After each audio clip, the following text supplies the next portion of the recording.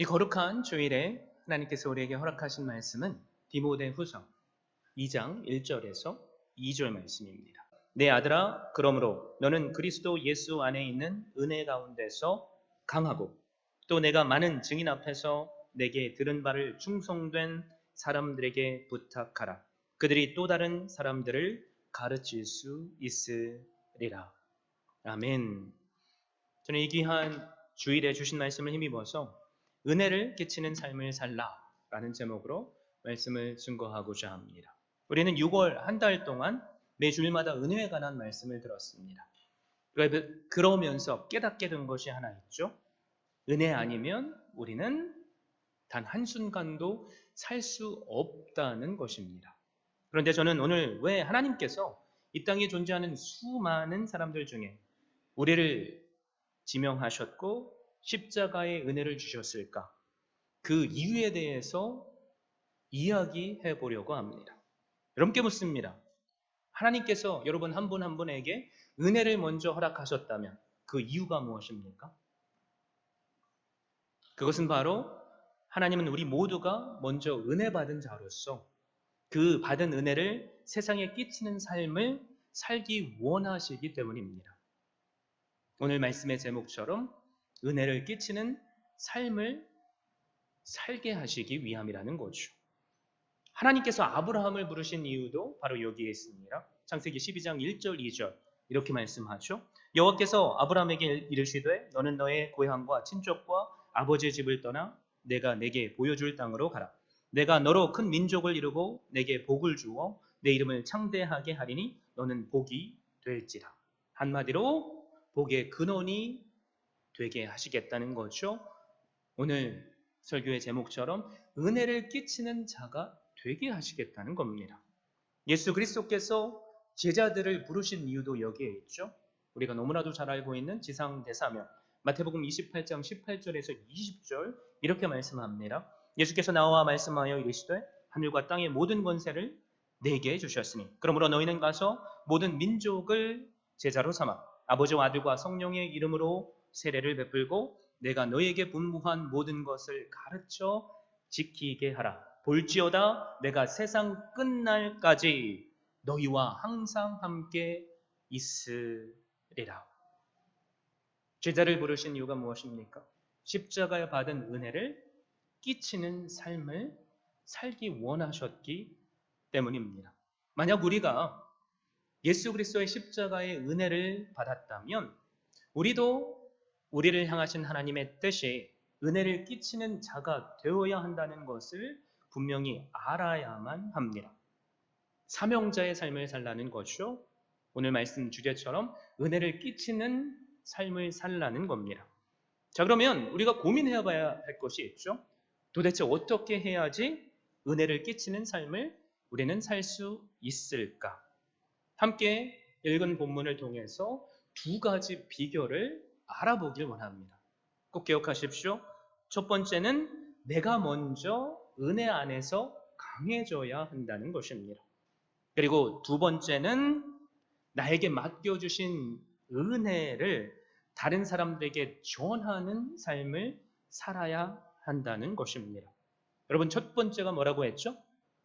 방금 말씀드렸는데 무엇입니까? 내가 먼저 은혜 안에서 강해져야만 합니다. 그래서 1절 말씀을 보십시오. 내 아들아, 사도 바울이 영적인 아들 디모데에게 권면하고 있습니다. 그러므로 너는 그리스도 예수 안에 있는 은혜 가운데서 강하고, 사도 바울은 영적인 아들에게 디모데에게 너는 예수 그리스도 은혜 안에서 강해져라 라고 선포합니다. 여러분 강해져라, 담대하라 이 말씀 성경을 쭉 한 번이라도 읽어보신 분이라면 성경에서 반복되는 중요한 주제라는 것을 알 수 있습니다.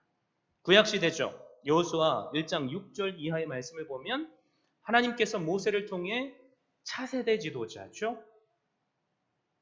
여호수아에게 명령하신 것이 있습니다. 여호수아 1장 6절에서 9절 중요한 말씀이기에 제가 여러분께 읽어드립니다. 강하고 담대하라. 너는 내가 그들의 조상에게 맹세하여 그들에게 주리라 한 땅을 이 백성에게 차지하게 하리라.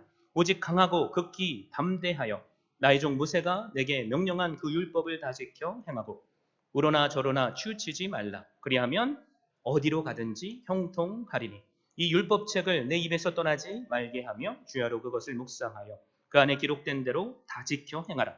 그리하면 내 길이 평탄하게 될 것이며 내가 형통하리라. 내가 내게 명령한 것이 아니냐? 강하고 담대하라. 두려워하지 말라. 놀라지 말라. 내가 어디로 가든지 내 하나님 여호와가 너로 함께 하시니라 하시니라. 여기서 강하라라는 그 말씀, 히브리어로 하자크라는 단어입니다. 힘을 내다, 용기를 내다, 또 하나님께 딱 붙어 있다라는 의미가 있습니다. 바울이 차세대 영적 지도자인 후계자 디모데에게 강하라라고 권면했죠. 모세도 차세대 지도자 여호수아에게 강하라라고 권면합니다. 그리고 다윗은 차세대 왕이죠. 자신의 아들 누굽니까? 솔로몬에게 동일한 권면을 합니다. 열왕기상 2장 2절에 이렇게 말씀하죠.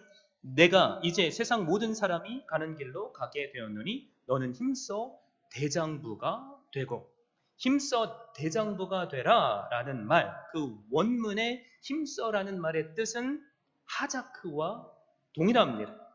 강하여지라 라는 말이죠. 그래서 이것을 원문 그대로 번역하면 너는 강한 대장부가 되라 라는 말입니다. 자, 사도 바울, 모세, 그리고 다윗이 후계자들에게 동일하게 권면하고 있는 말씀 무엇입니까? 강하여져라 라는 말씀입니다. 우리는 이것을 통해서 우리가 강한 사람이 되지 않으면 단 한순간도 사명을 감당할 수 없다는 것을 깨닫게 됩니다. 자, 우리에게도 하나님께서 사명을 허락해 주셨죠? 그 사명이 무엇입니까? 가서 제자를 삼는 것입니다. 제자를 어떻게 세워야 됩니까? 나에게 주신 은혜로 내가 먼저 충만해지는 것, 강해지는 거죠. 그리고 또 다른 충성된 사람에게 하나님의 말씀을 전하는 것입니다. 그러면 오늘 말씀처럼 결과가 어떤 결과가 나죠? 복음의 선순환이 일어납니다. 그들이 또 다른 충성된 사람을 가르치게 됩니다. 자, 그렇다면 왜 우리는 강해져야만 합니까? 첫 번째로 우리에게 허락하신 사명이 어렵기 때문에 그렇습니다. 여러분, 그리스도인으로 사는 것 쉬운 겁니까? 어렵죠. 때로는 내 몸이 아파가지고 주일날 교회에 오는 것조차도 힘겹게 느껴질 때가 있습니다. 때로는 저 사람이 너무 미워서 교회에 나오는 것도 고민이 될 때가 있습니다. 교회에 나와도 은혜가 안 될 때가 있습니다. 때로는 내 발등에 불이 떨어진 것처럼 모든 것이 제대로 되지 않아서 예배 드리는 것조차 할 수 없다고 느껴질 때가 있습니다. 여호수아, 하나님의 강력한 위로의 말씀을 들었죠. 여러분, 그런데 가나안 땅에 누가 버티고 있죠? 거인 족속, 가나안 족속들이 버티고 있습니다. 내 손에는 나무로 만든 병기가 들려 있는데 적군의 손에는 철로 만든 병기들이 들려져 있습니다. 두렵지 않겠습니까? 돌아가고 싶지 않겠습니까? 포기하고 싶지 않겠습니까? 아들 솔로몬에게 강하라라고 말해주는 이유. 솔로몬이 통치할 그 나라, 사람의 지혜나 능력으로 통치할 수 없는 여러 문제들이 있기 때문입니다. 우리 가정 안에 사사로운 문제들이 때로는 나를 위협하는 것처럼 말이죠. 디모데도 한번 생각해 보십시오. 디모데는 지금 에베소 교회를 목회하고 있습니다. 디모데는 성경을 통해서 우리가 알 수 있는 것은 유약한 청년입니다. 몸이 또 좋지 않습니다. 그래서 위장병 때문에 포도주를 조금씩 마셔야만 했습니다.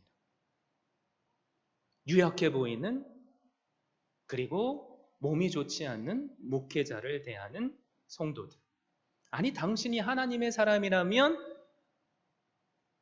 어떻게 몸이 이렇게 아플 수 있습니까? 어떻게 이렇게 유약할 수 있습니까?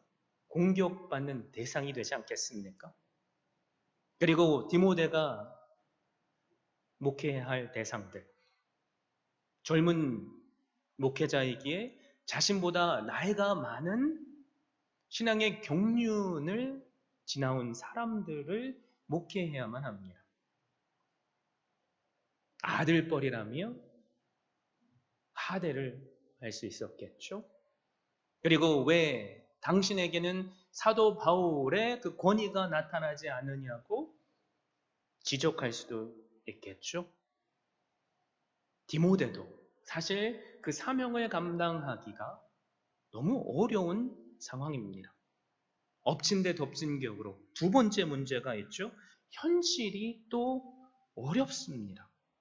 사명도 어렵고 나를 둘러싼 현실도 어렵다는 거죠.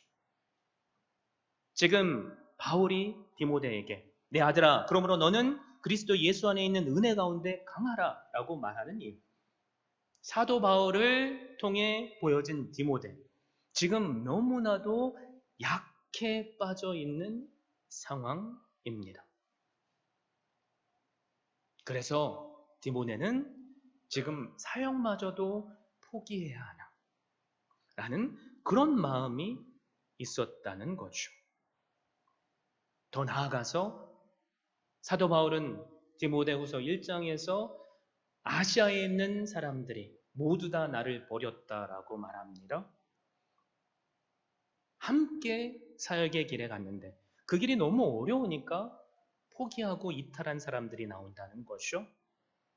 지금 디모데에게도 동일한 일들이 일어나고 있습니다. 그 주변에 허탄한 신화와 같은 이단의 사상들을 교회 안에 교묘히 가지고 들어온 사람들이 있어서 안 그래도 하나님의 사람 한 분 한 분 세워나가는 것도 힘든데 이단들이 나를 넘어뜨리려고 하는 상황입니다. 경건의 모양은 있으나 경건의 능력은 부인하는, 진리의 말씀을 들으려고 하기보다는 자기의 유익을 채워줄 스승을 두려고 하는 현실.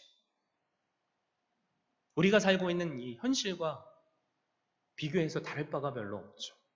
여러분, 우리도 하나님의 말씀을 더 열심히 섬기려고 할 때 하나님은 그것도 몰라주시고 고난들이 오죠. 그러면 우리의 머릿속에 가장 먼저 떠오르는 생각이 뭡니까? 도대체 왜 하나님? 제가 하나님을 위해서 이렇게 열심으로 살려고 하는데 도대체 왜 저에게 이런 시련을 허락하십니까? 여러분, 우리의 사명의 길, 우리를 둘러싸고 있는 현실이 녹록지 않습니다. 그래서 우리도 여호수아처럼, 솔로몬처럼, 디모데처럼 강해져야만 합니다. 강해져야 할 이유를 우리가 알고 있죠. 여러분, 그렇다면 도대체 어떻게 나는 강해질 수 있을까? 그것도 고민해야 되겠죠. 다시 여호수아 1장 7절, 8절 말씀으로 돌아가 보겠습니다. 중요한 말씀 다시 한번 읽어드립니다. 오직 강하고 극히 담대하여 나의 종 모세가 내게 명령한 그 율법을 다 지켜 행하고 우러나 저러나 치우치지 말라. 그리하면 어디로 가든지 형통하리니 이 율법책을 내 입에서 떠나지 말게 하며 주야로 그것을 묵상하여 그 안에 기록된 대로 다 지켜 행하라. 그리하면 내 길이 평탄하게 될 것이며 내가 형통하리라. 하나님은 강하고 극히 담대하여 행할 일이 우리에게 있다고 말씀하십니다. 그것은 바로 율법의 모든 말씀을 다 지켜 행하는 겁니다. 하나님의 말씀을 우리가 다 지켜 행하는 것이 우리가 강해지는 비결이라는 거죠.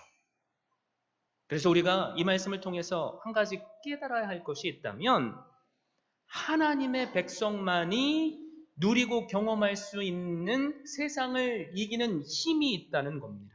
그게 뭡니까? 하나님의 말씀에 따라 순종하며 사는 것입니다.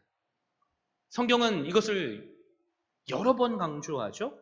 한 가지 예를 들어 보겠습니다. 다니엘의 삶을 보십시오. 다니엘은 바벨론 포로 신분이었습니다. 그런데 철저히 하나님의 말씀을 지키며 사는 사람입니다. 하루에 시간을 정해서 3번씩 창문을 열고 예루살렘을 향해 기도하며 예배를 드렸습니다. 그래서 하나님은 이방인 왕의 손으로 다니엘을 높여주시기까지 하셨습니다. 다니엘 2장 47절 왕이 대답하여 다니엘에게 이르되 너희 하나님은 참으로 모든 신들의 신이시요 모든 왕의 주제시로다. 다니엘의 인생 행복만 쭉 이어졌습니까? 아니죠. 말씀에 따라 순종하려 하는 사람에게 고난이 찾아옵니다. 그 고난은 시기와 질투였습니다. 함께 나라 일을 하는 여러 고관들이 다니엘을 시기해서 흠을 찾아내려고 합니다. A부터 G까지 그 삶을 조사하니까 찾을 비리의 모습이 단 하나도 없습니다. 왜 그럴까요?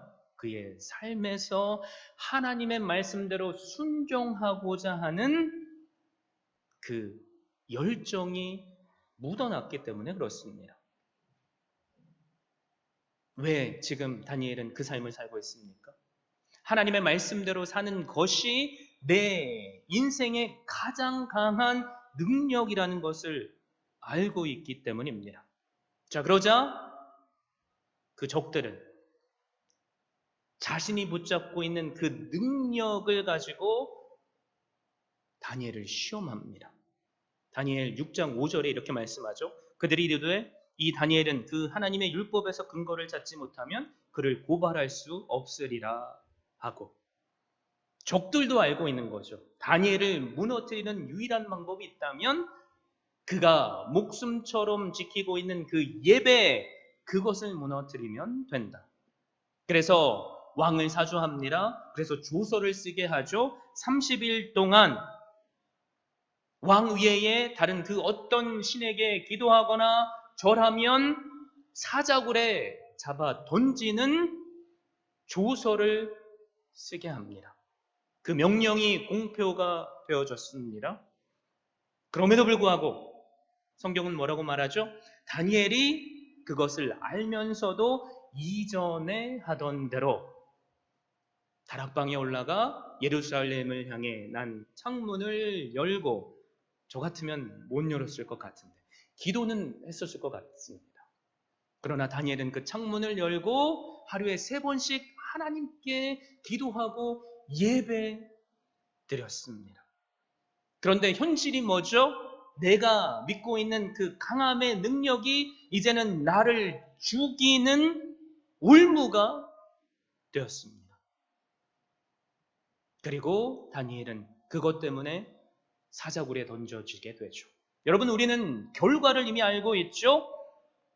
하나님께서 사자의 입을 막으셨기에, 닫으셨기에 다니엘은 사자굴에 던져졌지만 죽지 않았습니다. 그런데 다니엘을 시기하는 자들이 사자굴에 던져졌을 때 그들이 땅에 몸이 닿기도 전에 사자의 밥이 되어버렸습니다. 그리고 성경은 뭐라고 선포합니까? 이방인 왕이 다니엘을 그 누구보다도 높여줬다고 말씀합니다. 더 나아가 다니엘이 믿는 하나님이 참 하나님이라는 것을 온 땅에 공표하게 했습니다.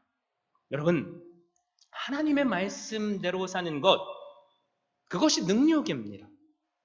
우리가 그 말씀대로 살 수만 있다면 그 말씀을 쫓아 행하는데 고난이 올 수는 있지만 포기하지 않고 끝까지 그 믿음을 지키는 자는 하나님께서 살리시고 구원해 주십니다. 그 말씀의 능력을 믿을 수 있기를 바랍니다. 그럼에도 불구하고 저는 여러분의 시선에서 오늘 말씀을 고민해 봤습니다. 과거에 목사가 되기 전에 나의 삶 생각해 보니까 이런 말이 나올 수 있을 것 같습니다. 에이, 누구는 힘을 내고 싶지 않아서 못 냅니까? 나도 힘내고 싶죠. 근데 쥐어짤 힘도 없는데 어떻게 합니까? 나도 예배에 목숨을 걸고 싶은데 안 되는데 어떡합니까? 은혜가 안 되는데 어떡합니까? 여러분, 강해져라. 이 말씀. 그래서 우리가 제대로 알아야만 합니다. 무작정 힘내세요. 그러면 잘 될 거예요. 화이팅! 이 말이 아닙니다. 이 단어는 수동태로 되어 있습니다. 그러니까 쉽게 말하자면 힘을 받으라라는 거죠. 내 능력으로 안 되죠. 저도요, 목회하면서 믿음이 떨어질 때가 있어요. 고난이 너무 크게 느껴져서 새벽 예배에 와서 정말로 목숨을 걸고 말씀을 전하지만 끌어안고 기도하려는데 한마디도 기도가 나오지 않아요. 얼마나 마음이 무겁고 아픈지 아십니까? 목사니까 주님의 전에 나왔는데 나는 정작 은혜를 못 누리고 있으니 여러분 그럴 때 제가 할 수 있는 것은 그냥 무릎 꿇고 하나님 앞에 그냥 내 영혼을 맡기는 겁니다. 말이 하나도 안 나와도 그냥 30분, 1시간 앉아있는 겁니다. 여러분 그러면 희한하게요. 하나님의 은혜가 부어집니다. 제가 어떻게 말로 표현 못해요. 이게 제가 하는 게 아니니까. 하나님의 은혜가 부어지면요. 기도가 절로 나와요. 그리고 불안했던 마음이 평안해지고 여러분 변한 게 하나도 없는데 사람들은 떠나고 현실은 부정적이지만 기쁨으로 그 자리를 일어서게 하십니다. 이게 바로 은혜를 입는 자의 모습, 강함을 입는 자의 모습입니다. 그래서 1절에 뭐라고 말하죠? 그리스도 예수 안에 있는 은혜 가운데서 강하고라고 말하죠. 그리스도 예수 안에 있는 은혜 안에서 우리는 강해질 수 있습니다. 여러분 예수 그리스도 처음 만나셨을 때 한번 생각해 보십시오. 죄인이었던 나를 구원해 주신 것 그 하나만으로도 행복했지 않습니까? 여러분 그 행복 어디다 잃어버렸습니까? 주님의 전에는 수년 동안 나왔는데 나도 모르게 내가 뭘 잘해야만 구원받을 수 있다는 그 율법주의에 혹시 우리가 빠지지 않습니까? 내가 잘해서 구원해 주신 게 아닙니다. 왜 우리를 구원해 주셨죠? 무조건적인 하나님의 사랑 때문에. 십자가를 묵상하십시오. 그래서 하나님은 제가 고난의 상황에 있을 때 언제나 저를 십자가로 이끄십니다. 그러면 그 은혜가 저절로 내 영혼을 적시시고 도대체 내일 힘이 없는데 어떻게 합니까? 라고 말하는 그 저의 입술을 무색하게 하시며 내가 만들지 못했던 그 은혜를 주셔서 나로 강하게 하십니다.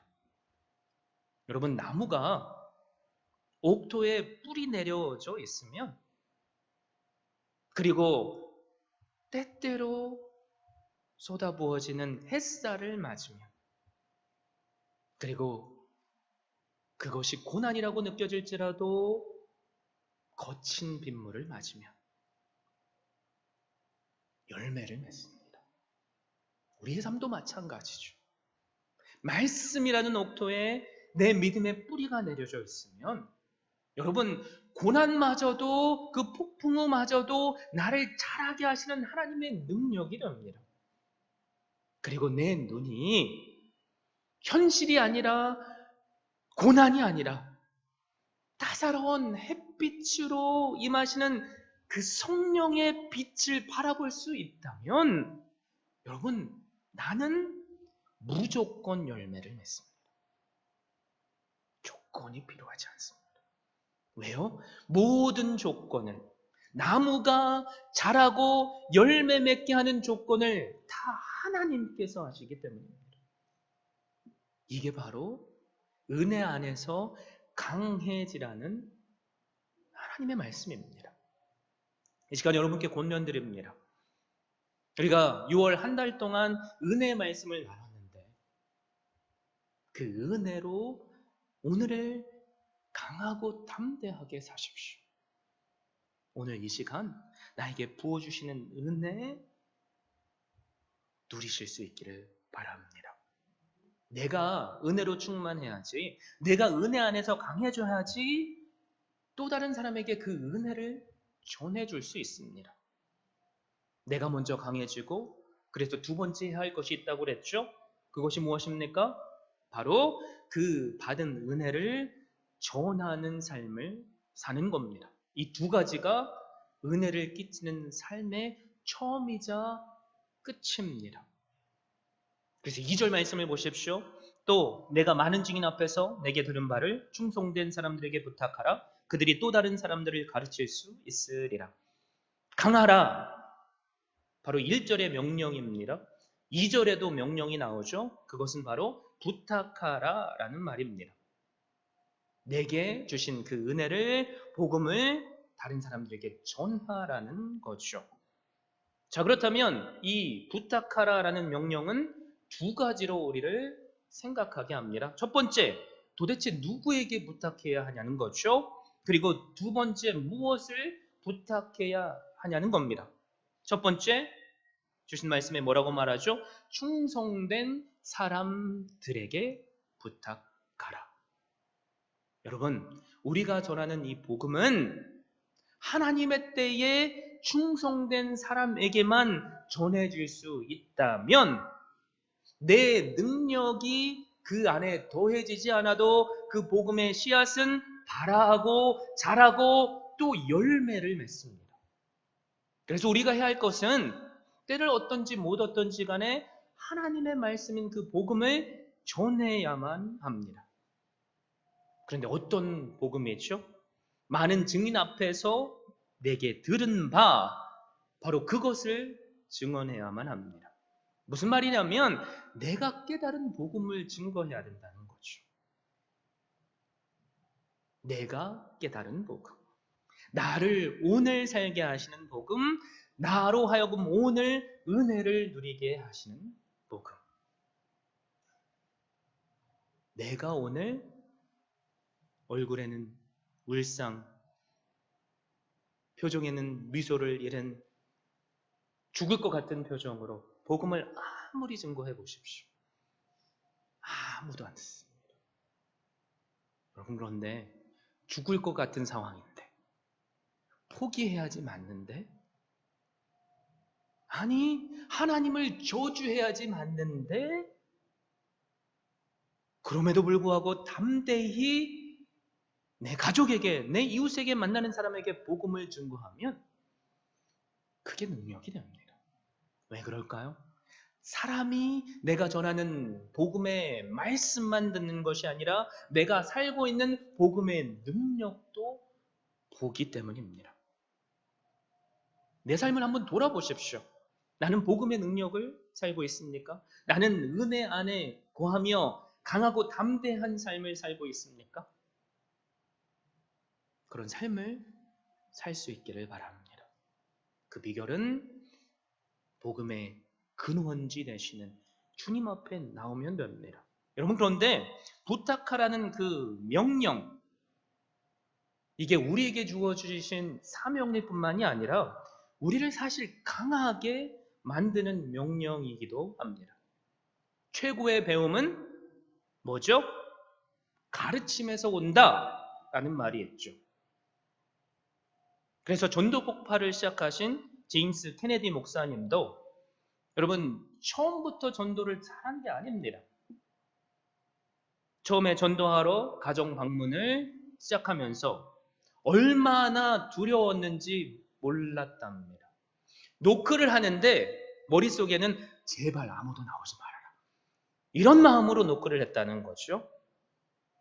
그런데 말씀에 순종해서 복음을 증거해 보니까 내가 내 자신을 너무나도 잘 알고 있는데 이 연약한 내가 복음을 증거함에도 불구하고 하나님께서 영원 주님 앞에 인도하게 하시는 그 능력을 경험하니까 여러분 바로 전도자의 모습으로 순종하는 것 자체가 나를 강하게 만든다는 것을 깨닫게 되셨답니다.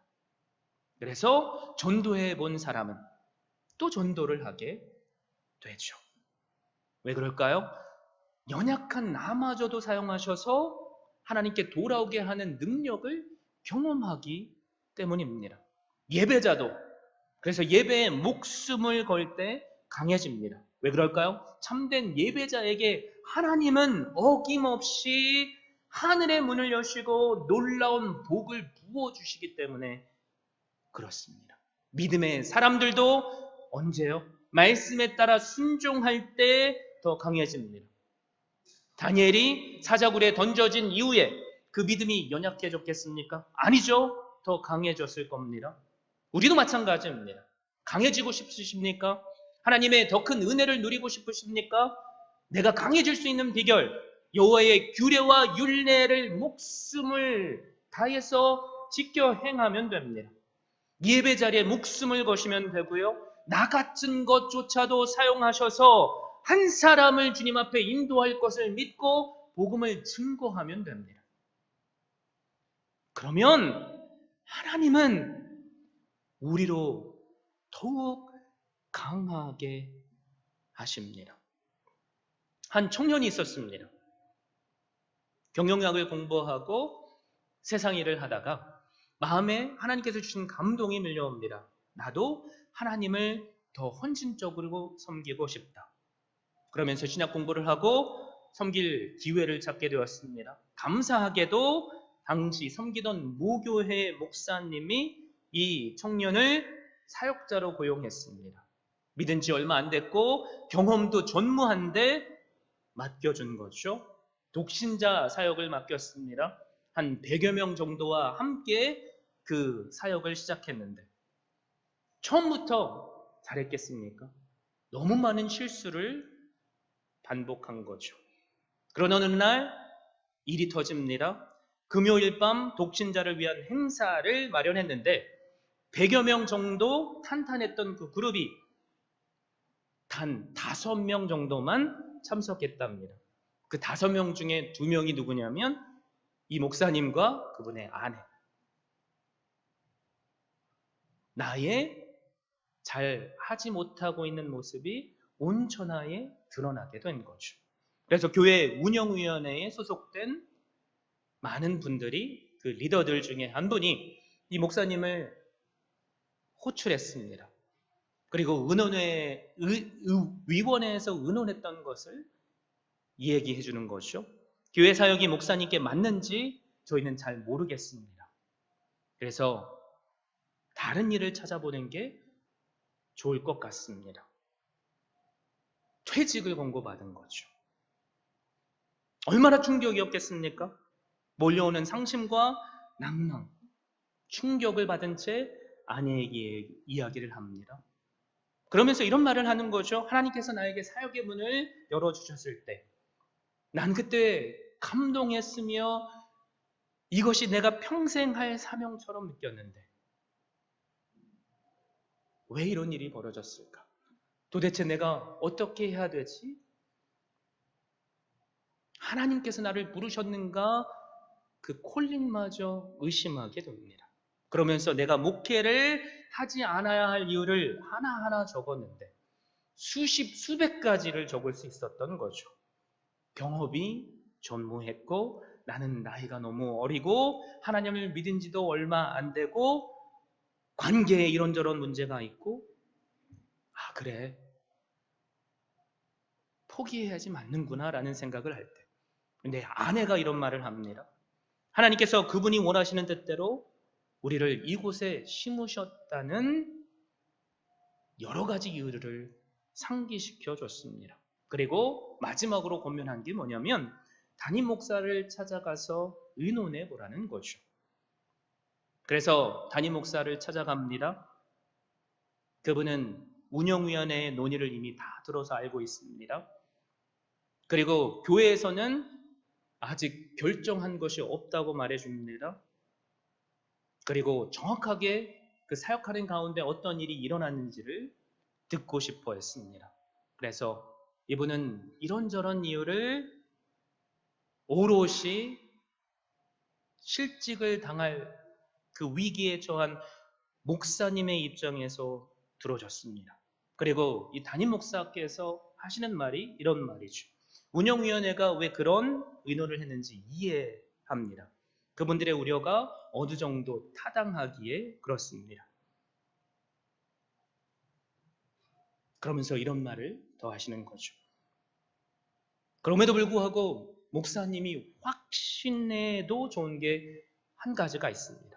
하나님께서 목사님을 사용하시길 원하실수록 그만두고 싶은 유혹이 더 강해질 것이라는 겁니다. 저는 여기서 일어나는 일이 바로 그런 거라고 생각합니다. 내가 보기에 목사님은 잠재력이 풍부한 사람입니다. 이렇게 저를 찾아온 이유도 조언을 구하기 위해서죠. 쉽게 그만두지 마세요. 그대로 계속 가세요. 제가 힘이 되어 드리겠습니다. 충격을 이기지 못했던 이분이 얼마나 큰 위로가 됐을까요? 누군가 나를 믿어준다는 것. 그리고 그 위로의 말. 마치 하나님의 음성처럼 느껴졌답니다. 그러면서 내가 이것을 해도 되나? 계속 할 수 있나라는 것을 생각해 봤는데 현실은 녹록지 않다는 거죠. 처음부터 다시 시작하는 것이 아니라 깨진 관계들 그것을 가지고 다시 해야 되기 때문에 몇 배나 더 어려울 줄 알지만 그럼에도 불구하고 다시 하기로 결단을 하고 목사님의 지지로 운영위원회는 기회를 다시 한번 줬습니다. 그리고 그분의 사역이 26년이라는 시간이 흘렀다는 거죠. 그러면서 과거를 회상하며 후배 목회자들에게 하는 말이 뭐냐면 여러분들도 목회 현장에서 포기하고 그만두고 싶을 때가 있을 겁니다. 우리도 마찬가지죠. 직장이든 가정이든 교회든 한순간도 버티지 못할 거라고 생각되는 순간 이제는 끝인가 보다라고 생각되는 순간 그럴 때 섣부르게 결정하지 마십시오. 갈림길에서 나는 왜 그만두려고 하는가? 그것을 생각해 보십시오. 그것이 옳기 때문인가? 아니면 떠나는 것이 쉬워 보이기 때문인가? 떠나는 것이 훨씬 쉬워 보일지라도 지금 가고 있는 그 길이 가장 최선의 길일 수 있다는 것을 아십시오. 그리고 그때 하나님을 찾으십시오. 포기하지 마십시오. 하나님의 확실한 말씀이 있다면 그 말씀 안에 머무르십시오. 이 이야기는 크레이그 그로셜 목사님의 이야기입니다. 라이프 처치 멀티 캠퍼스들이 여기저기에 있고요. 제가 달라스에 있을 때 그 교회에 가서 함께 예배드린 기억이 있습니다. 실패를 실패로 보지 않고 또 다른 기회로 보기에 하나님은 그 길을 계속 열어주셨던 거죠. 우리의 삶 가운데 은혜를 날마다 누리시기를 원하십니까? 포기해야 할 수천 가지, 수만 가지 이유가 있을지라도 여러분 그 갈림길에 섰을 때 딱 이거 하나만 질문해 보십시오. 이것이 하나님께서 기뻐 받으시는 길인가? 그리고 절대로 포기하지 마십시오. 여러분 예배 목숨을 거십시오. 하나님의 말씀을 지키는 데 목숨을 거십시오. 그러면 그 예배 때문에 나는 더 강해집니다. 말씀을 지키려고 하는 그 노력 때문에 나는 더 강해집니다. 하나님의 기적과도 같은 능력을 경험하기에 그렇습니다. 때를 어떤지 못 어떤지 간에 복음을 증거하십시오. 그러면 연약한 나마저도 사용하셔서 한 영혼을 구원하시는 그 능력을 경험하기에 나는 강해집니다.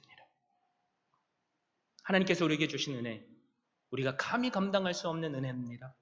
그 은혜가 오늘의 나의 은혜가 되기 위해서는 히브리서 기자처럼 때를 따라 돕는 은혜를 얻기 위해 은혜의 보좌 앞에 나오셔야만 합니다. 과거의 은혜로만 우리는 살아갈 수 없습니다.